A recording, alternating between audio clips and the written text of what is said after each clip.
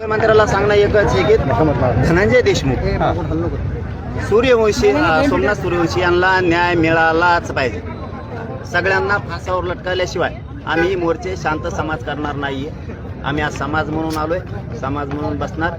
पण माझी तब्येत कालपासून खराब आहे. मी हॉस्पिटलला लगेच मोर्चा सुरू झाला की जाणार. दादा, या घटनेला 1 महिना उलटलेला आहे. काल मात्र अद्यापपर्यंत जो शेवटचा आरोपी आहे तो फरार आहे. सापडन लपला असं पदराच्या अडुगी येईन. सरकार काही त्यांना लपवण्यासाठी प्रयत्नशील आहे का असं वाटतं? सध्या तरी वाटत नाही, कारण मुख्यमंत्र्यांनी कुटुंबाला शब्द दिलाय सगळ्यांना कठोर कारवाई केल्याशिवाय सुट्टी नाही. त्याच्यामुळं तोपर्यंत विश्वास आहे म्हणून मराठी शांत आहेत. जर असं वाटलं दगाफटका होतोय तर राज्यात पुन्हा मोर्चे सुरू झाले म्हणून समजा. धनंजय मुंडे धन्यवाद. आपल्याला मोर्चा सुरू करून घ्यायचा. धनंजय मुंडे यांच्यावर वारंवार आरोप होत आहे की अरे ते षडयंत्र करतोय, एवढा मोठा मंत्री असून तो जातीवाद करतोय, तोच आरोपीच्या पाठीमागे उभा राहतोय, तो मायावरच उलट केशी करायला लावतोय. अजित पवार यांचं म्हणणं आहे की जोपर्यंत धनंजय मुंडे यांच्या विरोधात ते बाकी नाही मला माहित. मला एवढंच माहिती आहे, संतोष देशमुखांना न्याय घेतल्याशिवाय आम्ही हटत नसतो.